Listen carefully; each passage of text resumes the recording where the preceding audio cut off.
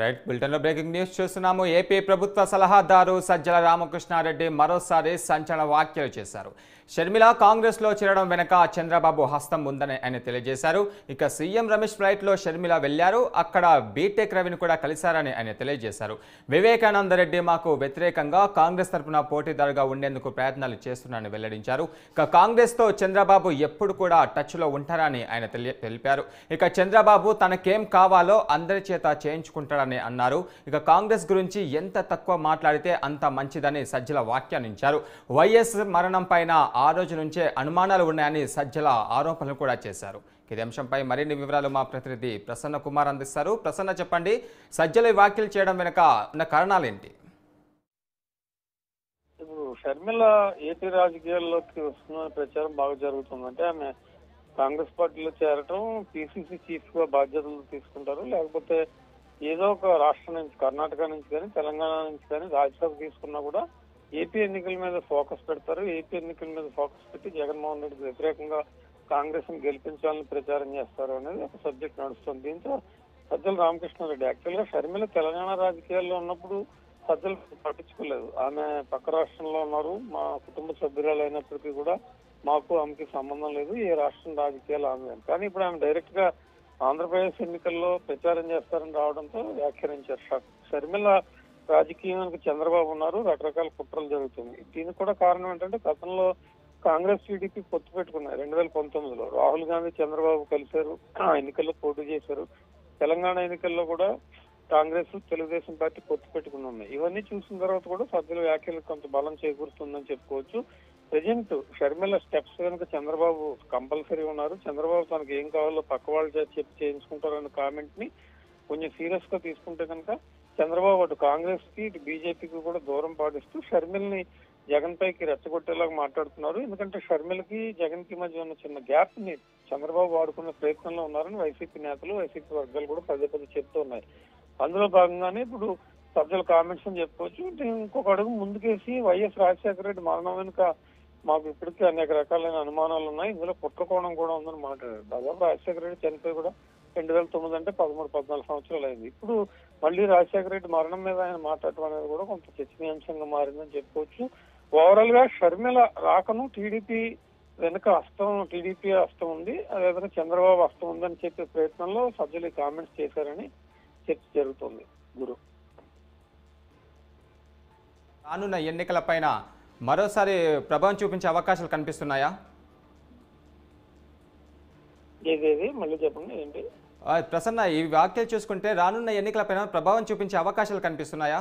రానున్న ఎన్నికల్ని దృష్టిలో పెట్టుకునే ప్రధానంగా సభ్యులు ఈ కామెంట్ చేశారు. ఎందుకంటే ప్రస్తుతం ఏ కామెంట్ చేసినా లేకపోతే ఎమ్మెల్యేలు కానీ ఇన్ఛార్జీలు మార్చినా అన్ని రాబోయే ఎన్నికలు ఇంక 2 నెలల్లో ఏప్రిల్, మార్చి ఎండింగ్ ఏప్రిల్ లోపు ఆంధ్రప్రదేశ్ లో ఎన్నికలు, దేశవ్యాప్తంగా ఎన్నికలు జరుగుతాయి కాబట్టి తప్పనిసరిగా ఇవన్నీ ఎన్నికల్లో ప్రభావం చూసి కామెంట్స్ కన్నా చూడొచ్చు. అంటే చంద్రబాబు వెనుక కాంగ్రెస్ ఉంది, చంద్రబాబు ప్రతిపక్ష పార్టీలు నాటి పవన్ కళ్యాణ్ నాటి కాంగ్రెస్ ను కూడగట్టుకుని జగన్మోహన్ రెడ్డిని ఓడించే ప్రయత్నం చేస్తున్నారు అనే ఇండికేషన్ జనంలో పంపడమే సభ్యుల వ్యాఖ్యల సారాంశంగా కనిపిస్తుంది. కాబట్టి తప్పనిసరిగా ఈ అంశం ఎన్నికల్లో ప్రభావం చూపిస్తుంది. అయితే ఇక్కడ పాయింట్ ఏంటంటే షర్మిల వచ్చి ఆమె తీసుకుని ఉంటుంది, కాంగ్రెస్ ని గెలిపించుకునే ప్రయత్నంలో చంద్రబాబును విమర్శిస్తుందా, జగన్మోహన్ రెడ్డిని విమర్శిస్తుందా, లేకపోతే పవన్ కళ్యాణ్ విమర్శిస్తుందా, బీజేపీని విమర్శిస్తారా, ఇవన్నీ కూడా షర్మిల పాయింట్ ఆఫ్ వ్యూ. ఇప్పుడు తెలంగాణ పాలిటిక్స్ లో చూసాం మనం, ఆమె మొదటి పాదయాత్ర చేశారు, తర్వాత కాంగ్రెస్ ని గెలిపించండి అని సైలెంట్ అయిపోయారు. ఇప్పుడు డైరెక్ట్ గా కాంగ్రెస్ లో చేరారు, పార్టీని విలీనం చేశారు. మరి ఇక్కడ ఏ లైన్ తీసుకున్నారు? షర్మిల తీసుకునే లైన్ కూడా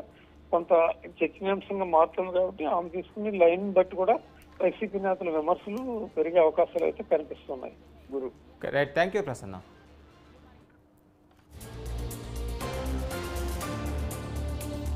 సీఎం రమేష్ ఫ్లైట్లో వెళ్ళడం కానీ, లేదా అక్కడ ఆయన బ్రదర్ అనిల్తో బీటెక్ రవి, ఇవన్నీ యాదృచ్ఛికమని మేము అనుకోవట్లా.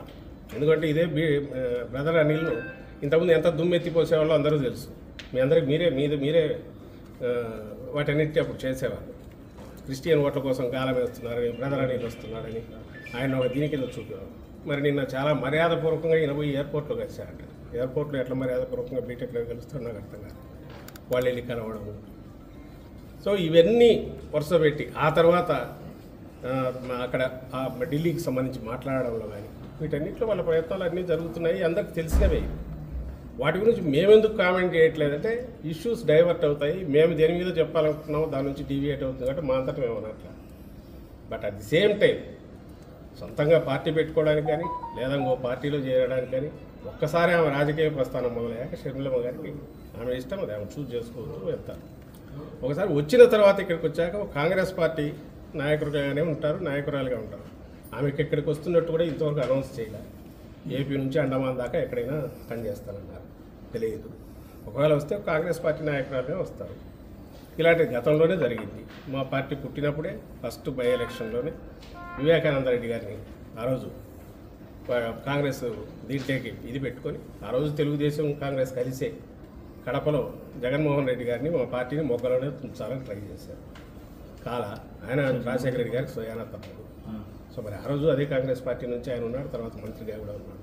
ఏమైంది ఆఖరికి ఆ రోజే అప్పుడు అధికారంలో కాంగ్రెస్ ఉంది, ప్రధాన ప్రతిపక్షం తెలుగుదేశం పార్టీ, మాదేమో అప్పుడే పుట్టిన వైఎస్ఆర్సీపీ అప్పుడే పుట్టిన పార్టీ. దాని గురించి తెచ్చుకున్నా వేరుగా ఎలక్షన్లోకి వెళ్ళాం. రిజల్ట్ ఎందుకు చూశారు. ఈరోజు అసలు కాంగ్రెస్ పార్టీ లేదు. మీరు దాని గురించి మమ్మల్ని అడగడం, దానికి మేము సమాధానం ఏమి ఇవ్వగలం. దీంట్లో ఏదైనా కనపడితే చంద్రబాబు కుట్రకోణం కనిపిస్తుంది. ఆ రోజు నుంచి రాజశేఖర రెడ్డి గారి మరణం మీదే డౌట్స్ ఉన్నాయి కాంగ్రెస్ దానికి సంబంధించి.